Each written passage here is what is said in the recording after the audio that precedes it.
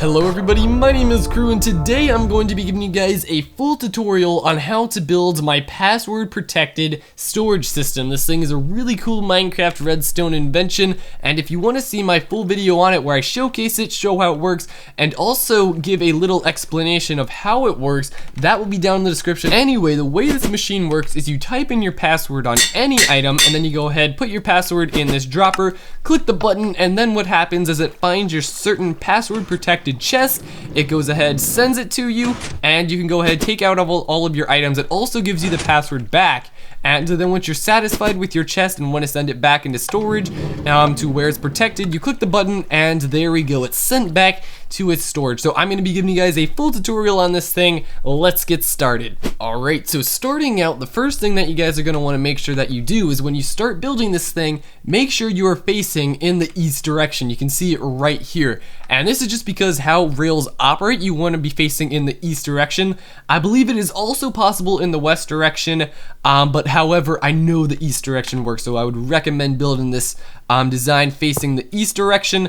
And the first thing you're going to want to do is this is where your chests are going to come out of the system. So then we're going to go over a couple more, and right here is when we're going to start up the pattern. So what you're going to want to do is place a normal rail and then come out and go out 3, and then we're going to go detector, normal, powered, just like that, and then we're going to come over 1, 2, just like this, and this is where we're going to have 2 powered rails. Now this doesn't have to be a redstone block as long as these 2 powered rails right here are getting power, and then come over 1, 2, 3, and we're going to do the same exact pattern. So normal rail, detector rail, normal rail, and then a powered one, and we'll go over again. So you should be seeing a little bit of a pattern here. 2 more powered, normal, detector, normal, and then powered, just like this. And you're gonna want to do this system for however many different password protected chests you're going to have. So if you're gonna have a lot of people using this system and you know you're gonna want to have a lot of minecart chests in it, well then make sure this thing is really long, but for the sake of the tutorial, we're only going to be building a couple. Okay, so now that you have all the rails out of the way, what you're gonna want to do is you're gonna want to come to the end of the first rail section, and you're gonna want to put a couple blocks up like that. Now we're going to have a hopper going into this rail, so make sure it's facing into that powered rail right there, and we're gonna have another hopper going into it just like that. Then we're gonna put a block on the side here, a comparator on top of that block, and then a hopper going into this comparator, just like so. So 3 hoppers just like that. Now we're gonna come over, we're gonna go down, over, down, and over, just like so. 2 dots of redstone right there. Break this block, put a repeater, leave it on the normal ticks of delay. Now we're gonna go ahead, grab a redstone torch, and place it right on this block right there. And that should be good to go. We're gonna come along to this side, we're gonna place 2 more blocks, we're going a dot of redstone right there, and then a repeater on 4 ticks of delay. Make sure it's on 4 ticks of delay going into that block, and you should be good to go with this system. That's all the redstone that's required to operate the whole system, which selects which chest that you want to use, and this is going to be where your password goes in. Now keep in mind, your password can be any block in the game, it can be named anything, whatever you want it to be. I would recommend naming it something other than the default Minecraft name, that way it's more secure. But once you have your password, I'm going to be using blocks of course for my password. You're going to want to put 16 into this top hopper right here, and then drag it across, so 18 in the first slot, and then 1 in everything else, just like so. Okay, so the next thing that we're going to do is build the T flip-flop. So come over to your detector rail right here, and we're going to place a torch on the side of this block. Then we're going to go ahead, grab a block, come down a couple, and right here is where we're going to place a dot of redstone. You should see that it lights up. Then we're going to come over and place a torch, and then that torch is going to turn off. Now you're going to want to destroy a couple of these blocks. We'll just grab the rails and destroy them and get them out of the way for just now. And right here on the side of this torch, you're going to want to place a dropper facing up. Make sure it's a dropper. Then we're going to come over to the side, place another dropper facing sideways, and then we're going to have a hopper going into the bottom of this guy, just like so. And you're going to want to put 1 item of anything in the game in this bottom dropper. Just 1 item, make sure it's only 1, and you should be good to go. We can go ahead, place these blocks back there, and this was a normal rail and a powered rail. Alright, so now come over onto this side, and you're going to want to place a block onto the side of the dropper, just like so. So this is the dropper facing upwards, this is the dropper facing sideways, and then a hopper right there. So place a block right there, and then a comparator facing out. You should see that the comparator lights up. Have this guy going into a block with a torch on the top, and that torch should turn off, and you should be good to go. You'll notice that the rails are now facing in this direction, when before it was facing in that way. And to test that the machine is working correctly, grab yourself a minecart. When you place the minecart on top, you should see that it turns into that direction. When you place it on top again, it switches into that direction. So each time you do that, it should be switching, and that'll be a nice little test to see if it's working. Alrighty, so this next step is going to be a very long and painful step, but it should be worth it in the end. So what we just did right here, you're going to want to copy onto each of the different rails that you have for your storage system. Now this depends on how big you want to make it. Theoretically, you can make it as big as you want, but I would recommend keeping it onto a nice manageable size. But what we made over here, basically just replicate on top, and it should look something like this. Now there is one thing to point out here, and that is that this last guy at the very end, you can go ahead, destroy this, and you don't actually need this T flip-flop on the bottom because it's always going to be facing in this direction. So no need to go ahead and change this guy on the end and make the little T flop at the bottom. You can even remove this detector rail if you want, and that should be good to go. However, you do need this thing at the top. So it should end up looking something like this, each with their own set of different passwords and with their own set of T flip-flops down here at the bottom. Okay, so now that we have this redstone set up for each of these line of rails, what you're gonna wanna do is come underneath of them, and you should see this block right here with a repeater on top of it. And you're just gonna wanna come directly over this block, just like so, and place a block right there. And now you're gonna wanna make a line of redstone leading all the way down to the final line of rails that you have up here. So have a line of redstone going underneath all of this, just like so. And what this is going to do is when you put an item in here, this repeater right here is going to light up, and it should trigger this redstone right here. So have the redstone going all the way down.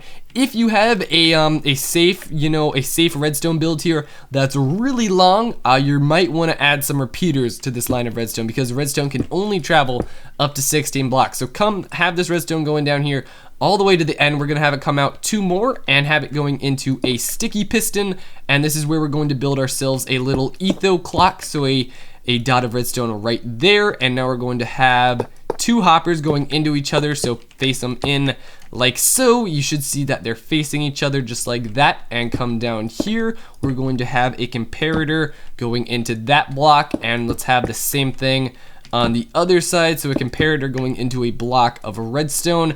And this side we use a sticky piston, but this side you're going to want to use a normal piston, and that way the timing will be correctly. And now on top of this hopper right here, place yourself a nice little redstone block, and then come into this hopper, and we are going to want to grab 8 items. So 8 items of anything in the game, as long as they're stackable, and put them in this hopper. Okay, now that we have our clock set up here with 8 items in this hopper, what you're gonna wanna do is come over to the end redstone right here. You're gonna wanna place a block and a repeater facing in this direction, and now we're going to build a little bit of a ramp heading up here, and this ramp is going to have a line of redstone on it. So have a nice little ramp coming up here. Now you're gonna wanna lead this line of redstone into each of these rails that are turning. So you can see this rail's turning right here, so lead redstone into it. This rail's turning as well, lead some redstone into it. Come on down to the end, lead some redstone into this guy. However, once again, the guy on the end, we don't have to run any redstone into it, and that's because it's not going to be turning in the other direction. So now you guys should be good to go. This is all the redstone that you need. However, there is one final water stream that we have to build. Alright, so to do this final step, what you're going to want to do is grab some packed ice and put it in between each of these hoppers. Now, you can use normal ice. Keep in mind that it might melt though, and you don't really have to use the packed ice. However, I highly recommend it because it will just make your items travel much quicker going in this system. So now that you have this, go ahead, place some normal blocks on each of the sides, whatever building blocks you choose. Also, if you don't want to use a water stream here and you know, have a lot of iron and resources, feel free to just use a line of hoppers going all the way down. That will work perfectly fine. Okay, so come down to the end of the water stream here and build yourself yourself a little bit of a wall. This is going to be where the minecarts can come out to, and you know, where people can actually see the minecarts. So right here, you can also place a little button to send the minecarts back. But this is where the wall is going to be. That's going to be the edge of the building where people can actually access. So the minecarts are going to come up here, and then you can send them back, you know, whatever you do.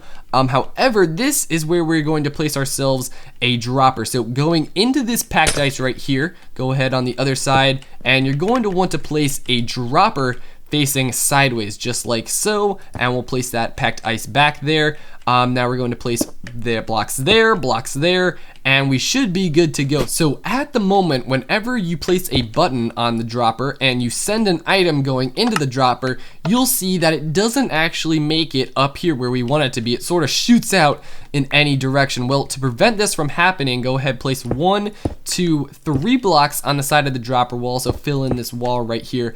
And now that there's items in here, when we click the item, you should see that it gets dispensed into the top bit here. And because it was our password, it did trigger the system and sent the minecart out. But now that we have a nice working dropper, you can go ahead, place yourself some water. Now do make sure that this water stream is reaching all the way down to the end. So we're going to go ahead, place a sign, place another water stream, and you guys should see that it's working mighty fine. We'll just block off the sign there from the water going down.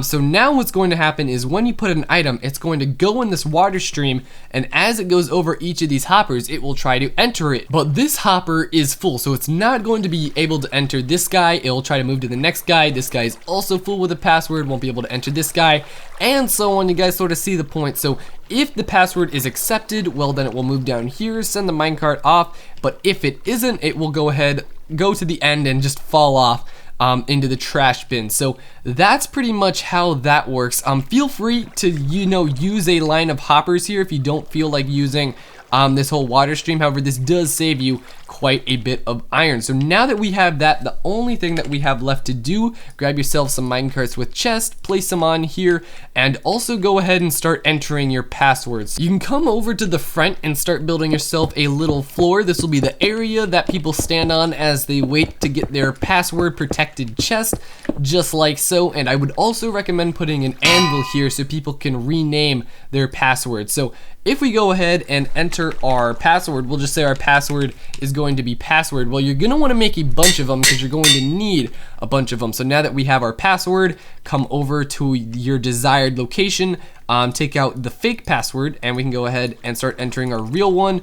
Remember that we want 16 in the first one and change that to 18, and then 4 in each of the other guys. So this should be good to go. All right, so now that we have our password in here, we'll go ahead, give it one final test. So as you go over here, all you gotta do is put in the correct password. We'll click the button, and we should see it go into the first hopper, which it does, and it sends it over here. And also notice that it gives us the password back. Now, the password takes one to go through the system, so it gave us the quartz back.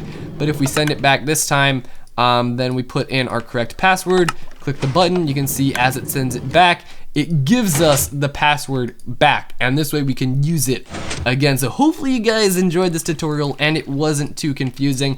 Feel free to pause the video in certain spots if you need to, you know, figure out how it all works. And also remember, I didn't even send my minecart back there. Remember, you gotta send it back and it should be good to go. And then when you give it the password, it'll send it on through and also give you one back. It gave me back 2 this time because I forgot the first time. So anywho, there will be a world download link down in the description if you guys want to check that out and sort of, you know, if you want to use that to help you build the machine, feel free to do that. That will be down there as well. Anywho, my name's Crew. Hopefully you guys enjoyed this tutorial. I will see you guys in my next Minecraft invention. Adios.